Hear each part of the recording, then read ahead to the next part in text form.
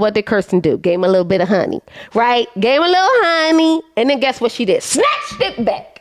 She basically gave him one of those little KFC. Little honey pack? Yes!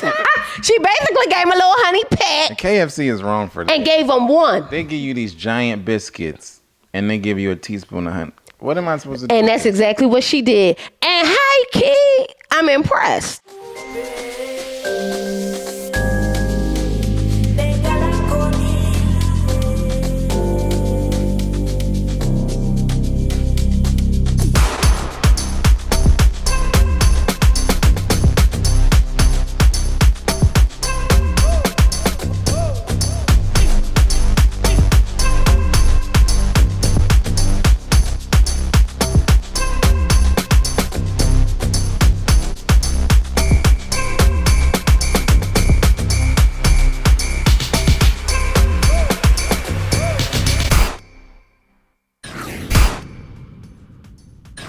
Hey my loves, welcome back to our channel. Thank you so much for joining us again. I'm your girl Intisar Eleanor. This is my beautiful husband Joseph. Hey. And we are talking all things Married at First Sight, okay? The unbearable truth. I don't know. I tried to remember the title of this episode, y'all. Yeah. I tried. A for effort, though. We are back and we finally made it to the couples retreat.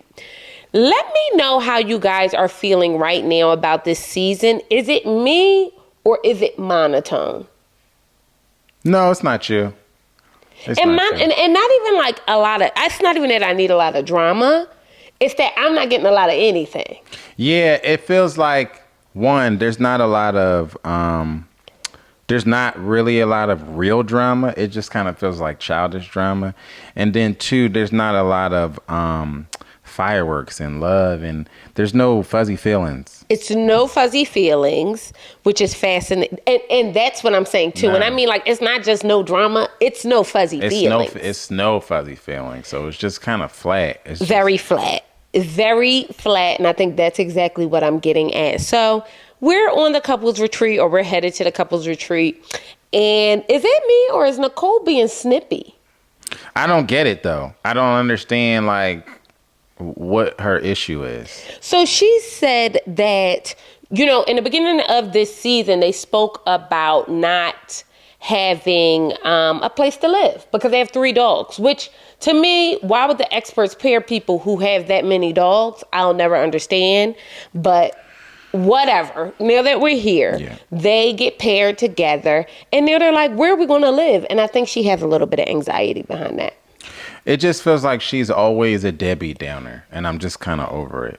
She's always negative. Everything is just like, they could be, you know, on an air balloon flying over the city, and she would say something like, I wonder once we get down from here, what will life be like? And he'll be like, what? And she'll be like, you might leave me. You know what I mean? Like, she just starts these conversations.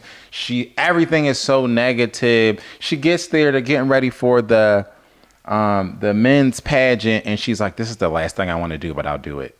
Why is this the last thing you want to do? You're at a couples retreat. I don't understand that either, but I do think a large part of this is because of the fact that they don't have a place to live, and decision day is coming. But she's been doing this all season. You know what I mean? She's been doing this all season for different reasons with different subjects and different topics. It's just like, I fear for Chris because nobody wants to be surrounded by this negativity like this. So we get to the pageant. We just gonna move this right along because not much happened in this episode and I'm not gonna pretend like it did. So we get to the pageant and you get to see all of the men's personalities, I feel, when they do like their whole... Shaquille looked absolutely perfect. Yeah. Like, he looked exactly the way I thought he would, just completely put together. Perfect.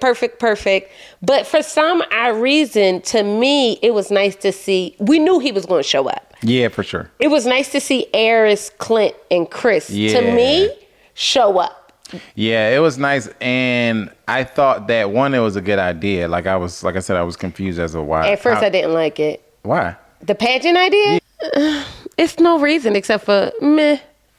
Yeah, I just And thought, no good reason why I didn't think it was a good idea. I've seen them do a lot of silly things on the show, and this was just one of those things that was fun. It was lighthearted. It was a different activity. I'm tired of seeing the same. You're looking at cards and reading each other questions and shit. Like, I'm just tired. I'm over the same old. I am too. So I thought it was different. You're in the middle of nowhere. What else you want to do? Yeah, like it was different, and I thought it was stuff like that brings out different people's personalities, and you know what I mean. And so I thought that it was fun to get to see that. We got to. But look, here I wrote men's pageant was perfect. But why am I thinking it wasn't perfect right now? I don't know, because I thought it was perfect. I like that it was bringing out, like I said, different personalities. I like that stuff like that, you get to see a different side of people. I had no idea going into the pageant. If I had to pick a winner, it never would have been Aris. Who would it have been? It probably would have been Chris. I probably would have thought Chris would win. You know what I mean? I don't know. If you just ask me off top, who's going to win? I would just say Chris. You know what I mean? And so you got to see people answer, good questions, and it just was. I just thought it was really good. And this is why you do stuff like this. These are the type of activities that I would like to see the experts give more of the couples, not like have the couples do a pageant in their house, but in terms of like stuff that's different, that brings out personality, that brings out conversation, lighthearted. Everything doesn't have to be deep. Everything doesn't have to be deep. You find so much about a person. Full disclosure, me and Zar, we work a lot or whatever, and we got a lot going on as individuals, as a couple. But one of the things that I like about my marriage is we always make time to do little stuff with each other, right? And 9 times out of that, sometimes we'll try to handle something while we're at a happy hour or we're trying out a restaurant. But 9 times out of 10, we're just talking to each other. Yeah. And part of the reason why we're so close is because the majority of those conversations are very lighthearted and very revealing about each other. You learn so much from a person by just talking to them. Because we'll ask hard questions. Yeah, but it's not always that. You know what I mean? True. You learn so much about a person by just having a conversation with them. It could be about anything. Every instance where you learn something deep about your partner doesn't have to be with some serious topic. Yeah, true. You know what I mean? I learned stuff about her from just talking about food, or just talking about fashion, or just talking about music. She learned stuff about me, about talking about a bunch of random stuff that I would never probably talk about with some of my male friends or stuff like that. And so that's what I mean when I say I would like to see more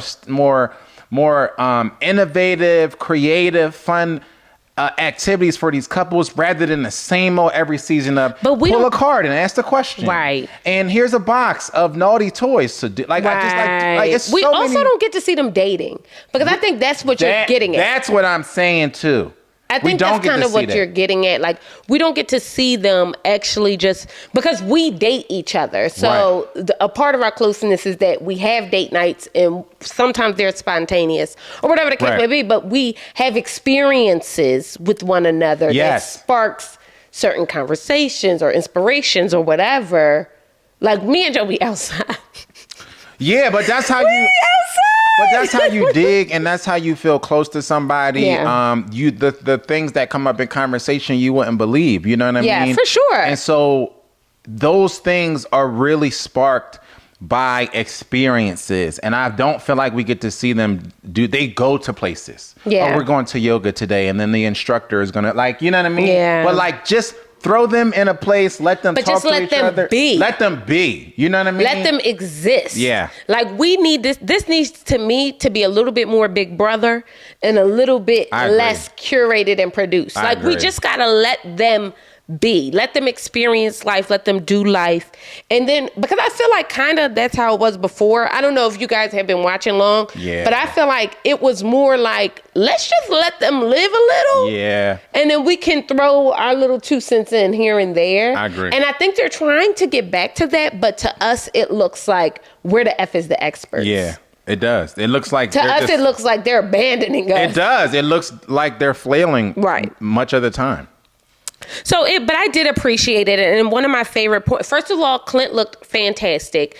And Gina's going to take full, I told him to put his hair in a man bun. Whoop-de-whoop-de-whoop. Let me tell you this. Clint is versatile. He do not have to have his hair in a man bun. He has great hair. Of course, he just want to let it flow and live and whatever the case may be. But can he wear it in a bun? Yes. That does not mean that you elevated him to this sexual status that nobody can understand or whatever the case may be. Because that's kind of what she was giving us on the after party. And I wasn't really feeling that. Yeah, to me, it just, everything with her goes back to like her promoting her brand. You know what I mean? I didn't have a problem with her being proud of judging her man, right? Because most women would be. It just didn't feel genuine to me. It felt like an agenda. It did. It felt like, look at me, guys. Look what I did for Clint. Come check me out on 224 Southeast Street in Nashville. I can do this for you too. Like, everything feels so disingenuine to her, to me. But I also feel like she is constantly embarrassed by Clint, and that bothers me too. And that's weird, because you're embarrassing. Clint isn't embarrassing. I don't think that Clint... I think that Clint, like Nicole, might have the spirit of ballooning in a room. Like where he has to fill up the space. He does have the spirit of that. But I think that they said on the after party that, what's her name? Jasmine said that she feels like it's when he's insecure. Like she doesn't feel like he does it to be like a smart aleck or like he needs to be the center of attention. But she says in moments where you feel like he might not feel like his strongest, he balloons a little bit. But guess what? I think that's most people. Like, I think most people are either ballooning or retreating from situations. You know what I mean? It really is fight or flight. And I think sometimes he's trying to fight it. And that might show up as being a balloon. But the truth of the matter is his spouse doesn't give much to back and forth to, temper that or make it bigger or whatever. So I think he is trying to make up for that. I think Clint doesn't have any quirks that aren't average. I don't either. And I think that she is... I don't care what she says. I think she searches for reasons to be put off by Clint. I think she searches for reasons to be distant with Clint. I think she searches for reasons for him to sleep in one room and her to sleep in another. I think she's constantly gaslighting him and us. I think... But let me tell you, so one of the things, I just watched the after party. This is why it's kind of fresh on my mind, guys. One of the things that I love that Keisha said to her, because Keisha kind of checked her this time around. She said, well, how was it sleeping? She's in the room. And she tried to make it like a we statement. She was like, oh no, we. Always. She said, no. You made it very clear in the beginning. You did not want to sleep in the bed with him. You didn't want to sleep in a room with him. You didn't even want to sleep in a house with him. Yeah. And she was like, you're right. Stop trying to make this a we issue when it's a you issue. You're speaking a lot of French. She did it when she sat down in front of the experts, if you remember a couple weeks ago. And, she said, well, we have an attraction problem. And both of us were like, no, you have the attraction problem. I didn't even like how at the table, when they're all sitting around talking about the, whether or not decision day. And she says, well, there's some annoyances here, but nothing. It's terrible. It is. The reason why I find this terrible is, and he was surprised. And I think he would, like you could see it on his face. He was rightfully surprised. And I'm going to say, the issue I took with that, the annoyances thing, is that you could live in a house with anybody. You could live in a house with your child who laid up under your heart for 10 months. You could live in a house with the person you're madly in love with. And guess what you're going to be? Annoyed sometimes. Mm-hmm. It's life. So the fact that would even be brought up was really weird to me. She's looking for reasons. And she wants to justify it to other people. Yep. And that's what's really, like, you're not going to get any one of us to believe Clint ain't that guy. It's nothing wrong with Clint. It's not. And I don't care. It's not. We all this have... This is a Clint stand account. We all have different quirks and annoyances, and we all have, things that we need to work on, things that we can be better on. But this is human. That's human nature. That's dealing with 1,000%. She's looking for reasons to justify her piss poor behavior. That's it. And that is all. And I just really am bored. Yeah. I'm bored with her. And the reason why I'm bored with her, because the more Clint shows up, the more it is evident there is nothing wrong with Clint. It is just nothing wrong with Clint. And you know what? I I just watched a thing. This man, he is a relationship expert. And what he does for a living is actually pair specifically black women with, their mates or whatever the case may be. This is what he does. And you know what he said the other day? And I thought this was spot on because I have said this to so many people. If chemistry is your barometer for what a successful relationship will be, you are going to be alone. And that is primarily because some people just got that thing where they can relate to anyone. Yeah. Some people just got it, right? So the man you're on a date with might just be that man. Right. So that you feeling all the tingly things, he's saying all the right things, he doing this, he doing it. You're like, oh my God, I met the one. But guess what? He been on 5 of these dates all week. And each and every one of these young women felt the same exact thing. Yep. So if chemistry is your barometer, you really need to go back and think that. Because I'm not saying that you don't want to feel your little thing doing a little bit of this. Don't get me wrong. But I do believe that you have to have room for growth. People really do have a way of growing on you. Anything will grow if you water it. How about that? Anything will grow if you water it. And I think that, not to say that I believe that you should just be in relationships with people you have nothing in common with. I'm saying that if you really do believe you're supposed to be in the space and you meet someone who may be equally yoked with you in some way, form, or fashion, but it's not, you might not feel it off the rip. Why wouldn't you feel like you should put a little bit more time and effort into that? Yeah, I think it's a lot of people out here that's searching for the wrong stuff. And they focused on the wrong stuff, and they might be perfectly in line. They might meet this person and it checks all of their boxes, and then they'll just be like, oh, but I don't feel that spark. And you just met them yesterday. But to me, boxes is the problem. Boxes are the problem. The truth of the matter is, and I say this, the older you get, the more it's less about what they bring into the table and more about what they aren't. You get more into like, these are my deal breakers. Mm-hmm. And then you find that your deal breakers is a list of 4 or 5 things that make sense. You know what I mean? Yeah. Like it doesn't have to be this long list. And I just said this. It's so funny. Just said this to someone that we know, especially if you're a woman looking for a man, because I think men do this perfectly. Men only think about what women can do for them.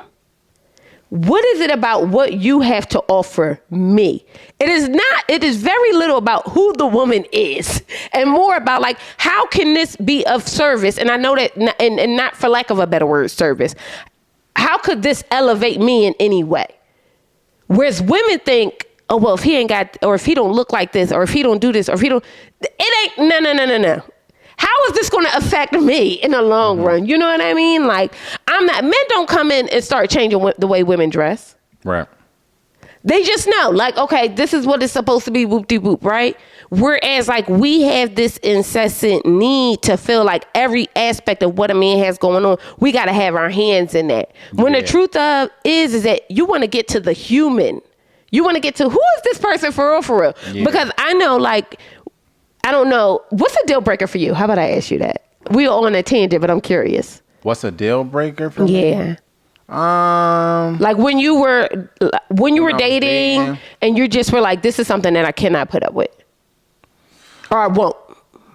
I mean, probably, people with like, baby daddies and kids and stuff like that. Like that was just like, not for me, So I can't do stingy. Everything you have, and I cannot do stingy. You got to be putting cash in my hand, cash in my cash app, buying me something just about every day you see me. Especially when I was dating. Like if it was like you saw me twice a week I expect a gift. I'm not even bullshitting. Like that's how I felt. Like, you know what I mean? Like you have to, I am literally a commodity. I'm out here, I'm dating. How do you stand out amongst the pack? You have to give me things. Because otherwise, how am I going to pay you any attention? But I think that I still believe that. Like, I don't think you got to make $1 billion. We live in a capitalist society. I believe that you should be generous. Like you should be with somebody who's generous. And like that's a deal breaker for me. And I think that the more people get to the space where they could just say, it's less about this and more about what I don't want, period, the more we'll find some people. Yeah. So one of the things I love during the pageant is when they ask the men the questions. I thought that was my favorite part. So I'm about to ask you, and I want to know your answer. Okay? Yeah. Okay. So the first question is, if you're a marriage counselor, what would your greatest piece of advice be, or your biggest piece of advice? I thought this was a really good question to ask, and I thought that Aris surprised me with his answer, and I was proud of him. He surprised me too. He did. So I would say my greatest piece of advice would be to destroy whatever this picture that someone gave you, that painted for you in your mind of what marriage is supposed to be. Your marriage is customizable between you and your spouse. Whatever your parents' marriage look like, whatever your friends' marriage look like, whatever Instagram marriages look like. Whatever Instagrams tell you marriage is supposed to look like. I feel like so many people now are looking to project a relationship rather than create the relationship. They're looking to take, you know what I mean? And I would tell somebody, create the relationship that works for you and your spouse and care less about what you think it should look like. So let me tell you this. I was in the shower today and I asked myself this question in the shower. That's when I do my thinking, which is why I'm in the shower for so long. Joe hates it. She'd be in the shower forever. The water bill probably crazy. I was really thinking and I said the same exact thing. I said the same exact thing. I'm not even BSing. I believe you. This is what I was talking about people talking and dating. I'm really surprised that was your answer. I don't know what I thought you would say, but babe, I said the same exact thing. So you're winning right now. Okay. So the next question is, hold on. If you were president, what would you do to fix the divorce rate that is currently sitting at 50%? I thought this was also great. I thought this was also a great question. I did too. I don't remember who said this answer, but somebody said something to the effect of like, I would give couples like a certain amount of money or something like that, right? That was Chris. And I really liked his answer. And it's less about the surface idea of just giving people money.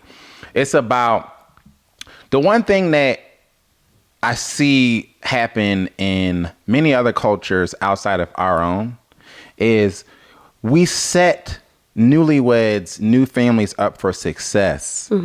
They inherit houses. They inherit jewelry. They inherit these different funds and things like that. And I think that's important because the number one reason for divorce in America, at least, is finances, right? And I see it so much in our community where we raise these kids up. We hope that they get married. We hope that we meet somebody, and then we kick them out of the house and we say peace. And before we hand them anything, we ask them for stuff. You know what I mean? So it's so many black and brown young adults who really they don't even hit 30 before they start taking care of their parents. Or their siblings or anybody. All of that, right? And so we live in a world now that's so different from our parents' world where you could buy, a 3-4 bedroom house anywhere in the country for $200,000 to $300,000. We don't live in that world no more. You know what I mean? That's why you see our generation, we rent longer. We're less of us are homeowners. Less of us are making, even in a joint income, even in 2-family home, less of us are making anywhere near 6 figures. Like, so that is so sad. So this is, please remove that part. But this is real. This is the reality that we live in. And so I think that if I was president, I would have some type of grant or some type of fund for newlyweds to give you some type of, this is a down payment on your home or whatever, because that's so important to get off on a good foot. You want to, in any race, you want to get out the blocks good. You want to have a good start. And I think that's the issue for a lot of families and newlyweds in America. We at a deficit. We starting off at a deficit, especially when you black and you don't have a good start out the block. So it's always a climb from the beginning on. I think there is something to this, but I'm the only reason the Republican in me is going to push back a little bit. Not the Republican. So I would argue, right? And anybody can do this. You can literally go in. So I used to do a little bit of finance, a little bit of accounting, right? In a former life. So I would argue that they already do that. So, but we don't know about it because we know little about finance, right? So if you even just as much as put into your state's website, you can calculate your taxes based on your withholdings. You could literally go in and say, okay, I make $175,000 a year, single. Okay, I'm filing single. How much would I make, right? And then you could do the same thing. So I did it. I actually did it recently because I just was curious round about how much money I was going to be making at this new job. I just got a new job, so I was just curious. You know how we do. We got to calculate our check before we get it, right? No BS. Okay, every 2 weeks, it was a difference of $700. Mm-hmm. Every 2 weeks. So that means the difference between me being, married and not married monthly is $1,400. Yeah. Don't be counting my pockets, okay? I see y'all trying to do math. No. So that means a difference of $1,400, right? That's massive. That is massive. Now, and that's take home. This is not my gross. This is what I will bring home. Yeah. A difference of $1,400. That is massive. And my thing would be separate and apart from different tax opportunities and stuff like that. Especially like we went through the pandemic and we saw like this, the whatever they called it, like I forget. What was the check that they called? Stimulus. The stimulus, right? This stimulus, was a great thing, not only for people who was like in hard times, but the stimulus was great for the economy too. Period. You know what I mean? Yeah, because I was buying bags. That's the facts. You know what I mean?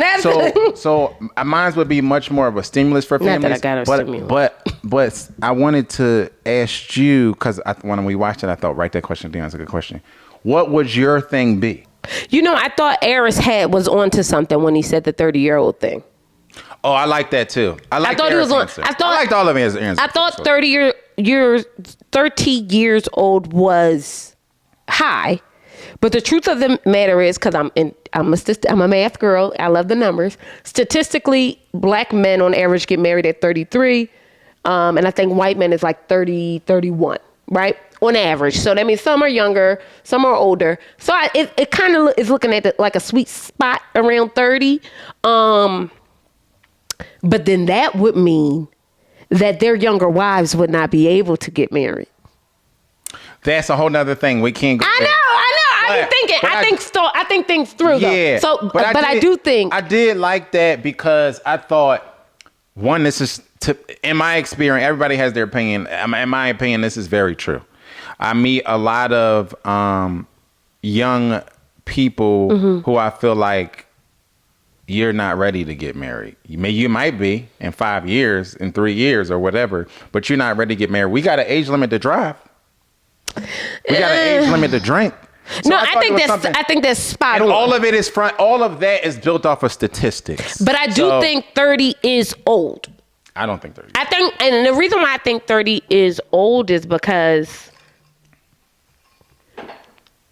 if we taught our children the value of partnership early, that would reduce the amount of marriages dissolving as well. Because we say it's finance, right? But really it's the lack of communication around finance. It's the lack of you not bringing certain things to the table. I was just watching a clip from this show. We're going to watch it tonight, actually. It was a show called How to Be Rich or something like that. Oh, on Netflix. Yes. This man was an electrical engineer, okay? And for some odd reason, he started staying home more and more.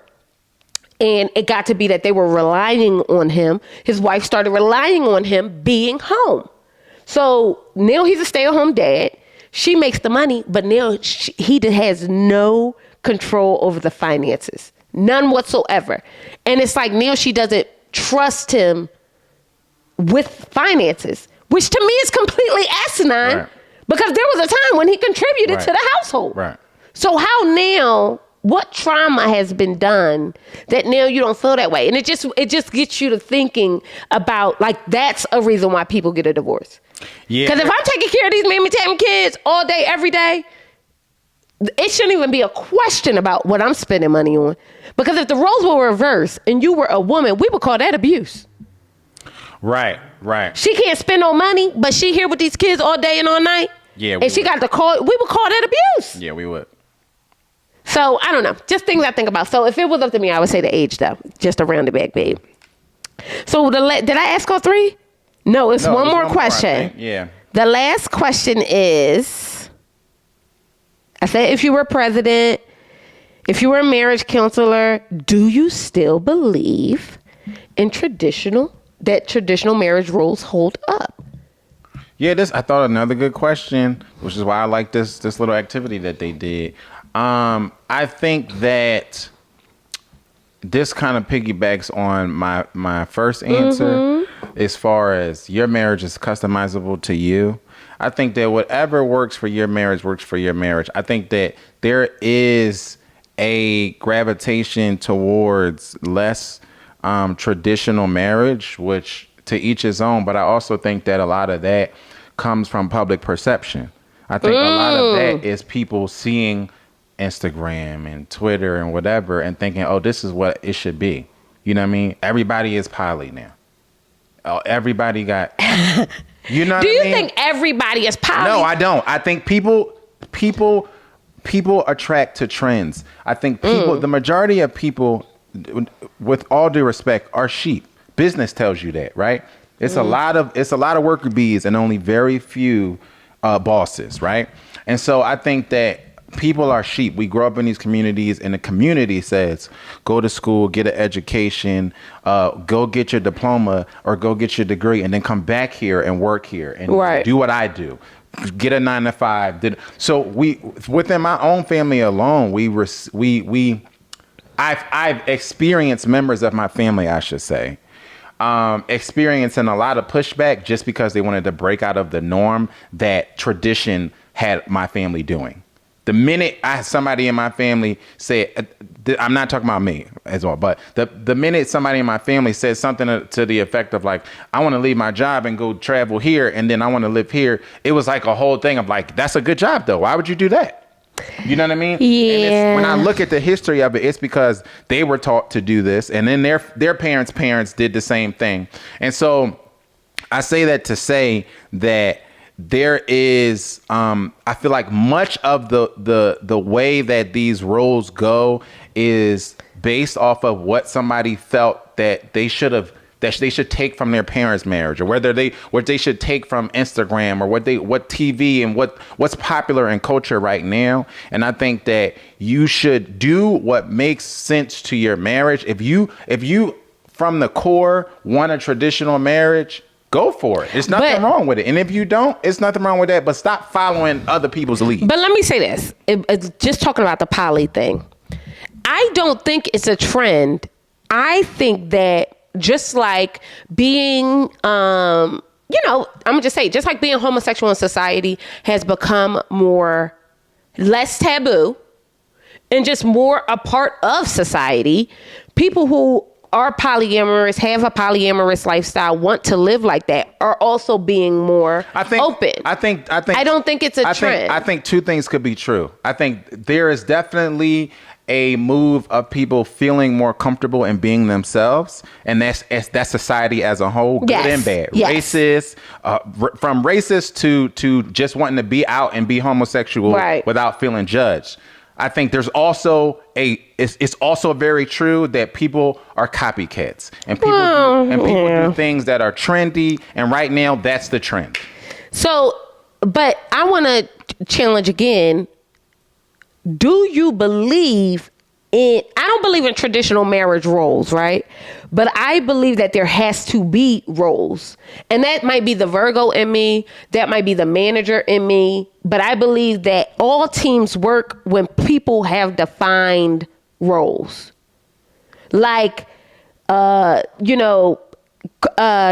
Hurts can't be the quarterback and the running back. He can't do, technically he can. But you know what I mean? He can't be the quarterback and the lineman. He can't be both. You know what I mean? So in truth, somebody has to be the person who is playing defense. Somebody has to be the person who's playing the offense, or whatever the case may be. So I think that it is important to be in a space where, as much as I think your marriage can be whatever you want it to be, you also have to be clear who's responsible for what. Because I think that, this is a part of what I do. So I do bring some of that home, or whatever the case may be. But I just think that life is easier. Like, I defer to Joe. Joe knows he's answering questions on certain things. I won't even say anything. If we're like in certain spaces or certain rooms, I just leave it to him to answer certain things, or make sure that we get certain places, or whatever the case may be. And I could be a little bit controlling, admittedly, and still need to have a say. But I feel it's whatever you want to do, or whatever the case may be. And I think that works for us. Yeah. Or like, you know what I mean? Joe handles our, savings and everything like that. And I handle our credit. You know what I mean? Like, we have different things that we focus on based on our strengths, right? Mm-hmm. So I do think roles are important, but they don't have to be traditional. No, I don't think like I said, I think it should be customizable to what works for you. But I agree that there's all of the successful relationships, and I'm talking familiar relationships, mm-hmm. friend relationships, professional relationships, all of the teams that I've been on, the ones that have been successful because people are put in positions to maximize what they do in their role. Exactly. And I think that the same should go for marriage too. I agree.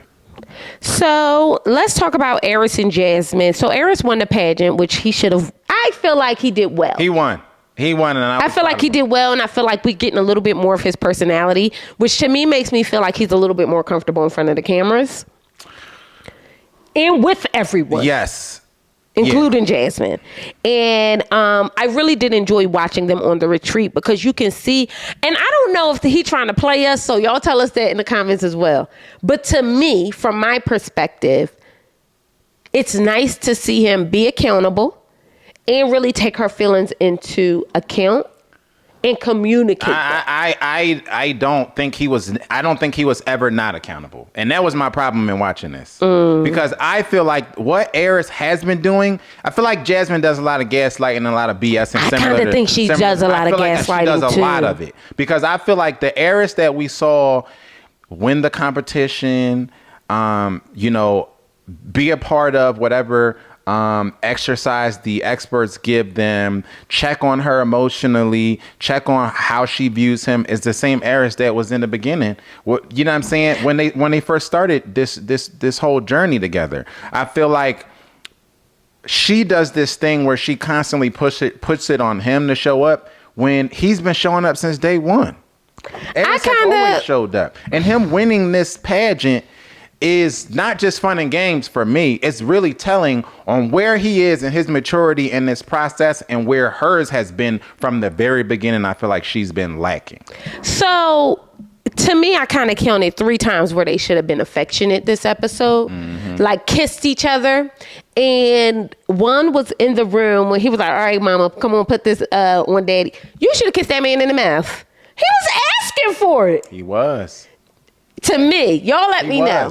The second piece was when he won. Yep. Kiss your husband in the mouth. Yep. Not to say that she's supposed to be initiating these things, but the truth is he's probably standoffish because she's standoffish. Yeah, at this point, he doesn't know what to do with his hands because he's tried these activities. He's like you. Yes, thanks. He's admitted that. And so has she, because she said, I didn't realize I'll mess up. I can kind of alter the vibe based on how I'm feeling. So he's picking up what you putting down. 1,000%. 1,000%. Because that's what you want to give him, standoffish high key. Because I said this while we was watching. I said, if Aris got paired with somebody who was much more giving, if Aris was paired with somebody who was a lot more giving, and I don't mean in a gift way, I mean with their energy, with their conversation, with their expression, I think we a lot of y'all who have been down on Aris since the beginning, since their conversation about sex at the honeymoon, I think a lot of y'all would view Eris in a different light. A lot of y'all like her got caught up on one conversation they had forever ago and have categorized him, tried to paint him as some villain, like he was Chris from Chris and Paige. And he's the farthest thing from it. You know what I mean? And so I think that a lot of this is Jasmine not showing up emotionally, not even, like I said, what did we talk about when we first started this video? Having conversations, casual. I never see them just talk. Ever. But in this thing, I did see it. Like, I saw them having these conversations. Yeah. And I even appreciated him at the table. First, they went to like a little jumping zone kind of thing, which I loved. Yeah. And they had the conversation around, him needing her to communicate more, good, bad, or indifferent. Like, just talk to me. And then I'll talk to you. And then that'll become a part of our thing, right? And I think she talks about him previously not texting her. But I think a large part of that was he was like, for what? I know. To say what? You know what I mean? Not to be caping for Eris, but I can see how they kind of, I hate to do this because I hate when people be like, well, it's both people's burden. Joe does that a lot. Sometimes it's not, period. But in this space, I do feel like it is both people's burden that they're in the space that they're in. And even at the table when he compliments her in front of everyone, like, I may not have made it a safe space for you to show up, and I understand how I can, maybe do better. And I thought that was so dope. But she said on the after show she would have liked that better if he said it in private. Y'all know that when they wait, say that again. I missed it. They're sitting at the table talking at the retreat. They're talking about decision day, and he starts off the conversation saying that he sees where they are. He wants them to communicate more, and he really, sees how he may have not made it a space for her to show up, and that she's handled it with grace. And she felt like he could have said that in private. Yeah, why? And I felt inversely, granted, she could feel this is her life and she should feel however she feels about it. But inversely, I felt like what he was trying to do was combat what he did earlier in talking publicly about how he wasn't attracted to her. So he was trying to correct a wrong to me. Tell me what you guys think. He absolutely was, and he was also taking accountability. This is more of what Gina does and looking for reasons to be upset. Gina's terrible. She's a slime monster. She's a slime monster. Clint came out there with a 6-pack. He's got to be around 6'2" because she's a tall woman. So he's got to be a tall man. He got 2 boats, a 6-pack, a beard. Like, a good job. He lives in a luxury building. He's nice. He's funny. He's generous. He cooks. Gina likes women, and that's okay. Gina, just come out and say it, Puddin'. Gina is on this thing, just acting. We love a lesbian. She here getting a check. That's really, I think that's like girls. She really gives me Alyssa who just wanted to be around to get a check. You could tell she like, well, I want to be on the show and just live in a different apartment. That's it. Like, what? You're just trying to get a check. That's it. Go home. You're just trying to get. You were really out here and I don't even want to say that you're a lesbian because that feels reductive. And lesbians are amazing, and I love lesbians. I just want to say you're a slime monster. You're a slime monster. Go back to whatever high school you are haunting. We're done. Yeah. We're done. We are done. So the last people we need to talk about is Shaquille and Kirsten. And to me, Shaquille's plan on kind of like trying to humble Kirsten is backfiring on him in real time. Yeah, we just started to see it kind of turn around, and I don't really know what's happening. What's happening is she's hip. Ain't nothing slow about Kirsten. He started acting a little standoffish. So what did Kirsten do? Gave him a little bit of honey, right? Gave him a little honey, and then guess what she did? Snatched it back. She basically gave him one of those little KFC little the honey pack. Yes. She basically gave him a little honey pack. The KFC is wrong for that. And gave him one. They give you these giant biscuits, and they give you a teaspoon of honey. What am I supposed to do? And that's exactly what she did. And high key, I'm impressed. Because what she did was like, first of all, you're not going to humble me. They basically, this is literally the Cold War. It's ridiculous. It's like they're literally.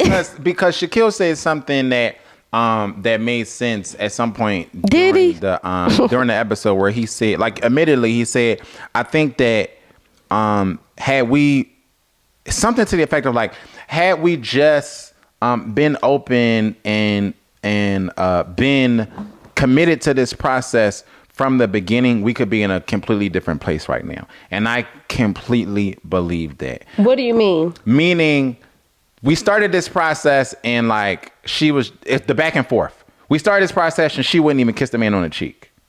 You know what I mean? Rather than just be like, let's just be a part of the process. Let's do what we have to do. And then she said, okay, I'll do a little bit. Shaquille was putting it on her, ended up liking it. Was that like, listen, you're gonna love me with the song. It was literally that, right? She falls we see her kind of fall for Shaquille, and then Shaquille starts to pull back and all that. I really feel like if they both just gave it 100% from the beginning, they could be Woody and Amani. I feel like they could be so much further along. I know, not too much. Not too much. But I think they could be so much further along because I feel like they could really work. But they are fighting so desperately for control. And if you guys do not see what is happening here, it is literally a war. Yeah, it's just ridiculous. She refuses to give up any emotion because then that will mean that she's vulnerable and she's in a place where, and he cannot also give up control either. What do you think their communication issues stem from? I think it's just a battle of ego at this point. You know what I mean? Like, I feel like his ego was hurt in the beginning, and then he pulled back. And then her ego was hurt because he was pulling back. And now it's just like you said, I think it's much more of this cat and mouse game than like something that's genuinely an issue. Yeah. It's really terrible. It's really hard to watch because like you said, I think that they could be great. Yeah. I do think that they could be great. I just feel like sometimes you're in your own way. Yeah. How do you feel about them Shaquille not meeting Kirsten's father? I think it's weird. I think it's weird as hell. We almost at the end of the show. The show over in like an hour. But how do you feel that he feels like she's not pressing the matter, so he's no longer going to press the matter? To be honest, I feel like, especially as a father-daughter situation who's close, like this is not your estranged dad. Yeah. Mm-hmm. If you wanted your dad to meet Shaquille by now, it would have happened. I, one, believe that, and two, would have issue with him not meeting my husband. Yeah. Like, I would take real issue with that. And I think, and this is really the cape for Shaquille, because I think he's absolutely correct. Imagine Shaquille is her greatest love, and you missed a wedding. Sometimes you just gotta let your kids be adults. Yeah. They are grown. You just got to let them do what they doing. To me, it almost feels like she told him this shit ain't real. And so he's like, oh, you're casual about it. I'm casual. Now, I'm starting rumors here. So don't. That makes sense because in the beginning, that was her essence. In the beginning, that was her whole vibe. So who's to say that they didn't have a conversation early on and he's like, so, and she's like, nah, don't worry about it. And then she's a part of the relationship, so her feelings change, but he going off of the conversation that y'all had in the beginning. I can absolutely see this happening. Absolutely see this happening. So I just introduced something. Y'all tell us what y'all think, because I almost feel like in the same way that Gina is here for the business, Kirsten is a 1099 employee as well. She kind of is. I think that her feelings grew, but I think that, like you said, I think there could be something to the fact that or she's a business owner. She felt in the beginning, she let it be known to her friends and family.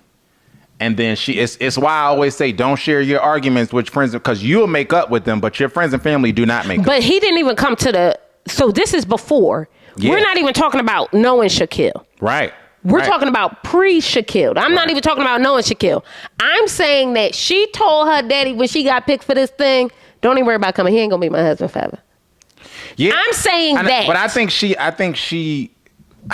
also kept that energy up at the honeymoon and after. Because her actions showed that she wasn't really like in it. Like I said, she wouldn't kiss the man on the cheek.